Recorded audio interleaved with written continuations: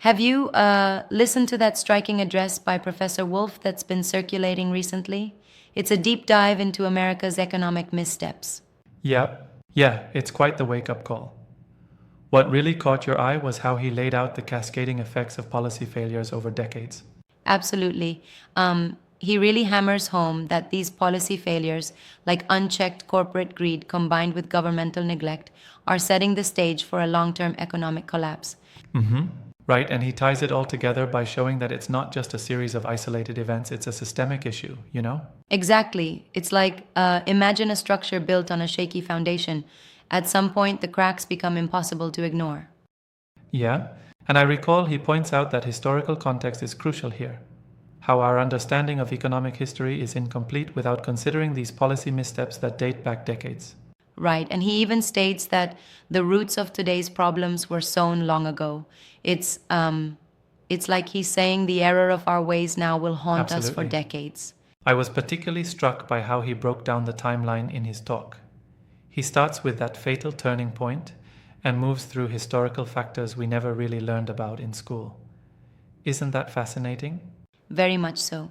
His breakdown, starting with early miscalculations, moving into systemic inequality, and finally the explosion of national debt, creates a very clear narrative.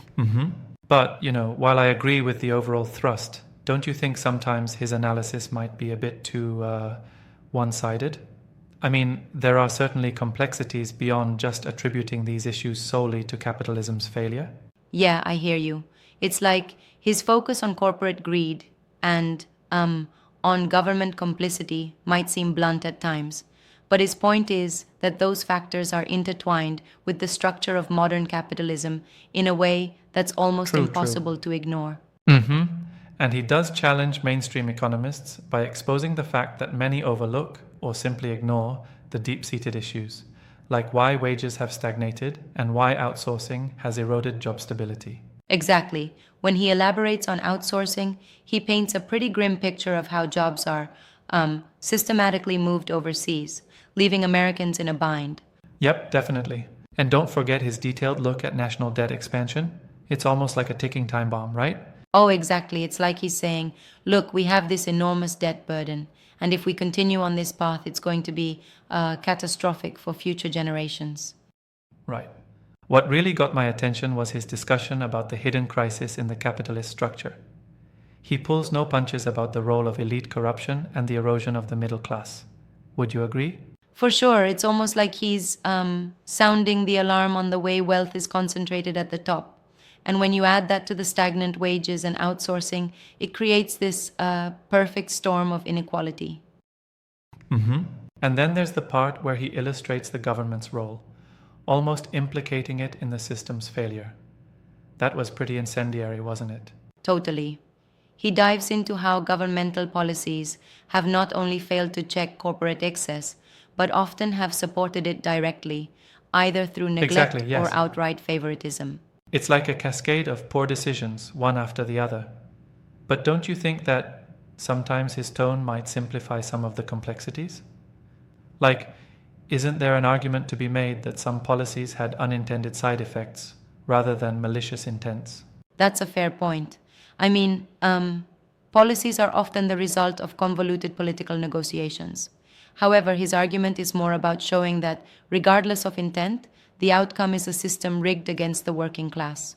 Yeah, I see that. Yeah, and I suppose his use of historical context helps reinforce that point. It's not just a recent phenomenon, eh? Exactly. He shows how long term trends, like rising inequality and the stagnation of median incomes, aren't accidental. They're baked into this system. Mm-hmm, right. And his timestamp breakdown was captivating, wasn't it? Starting with that introductory section, then moving on to how elites rig the system and so on. It almost feels like a roadmap of America's economic undoing. Yes, the structure of his talk, especially with timestamps, really helps the audience follow along his narrative. Like at 5:35 he discusses the elites, at 9:42 he dives into national debt. It's very methodical. Absolutely, yeah. The careful pacing gives us time to really reflect on the impact of each step. And when he talks about the basic fabric of American capitalism and the erosion of the middle class, It just resonates with so many people. Right, and that idea that the American dream is turning into a nightmare for millions, it really hits home, doesn't it? Truly. It makes you wonder, do we have any real alternatives here? Or is it just about reforming the current system? What's your take? Well, I think he nudges us toward a radical rethink.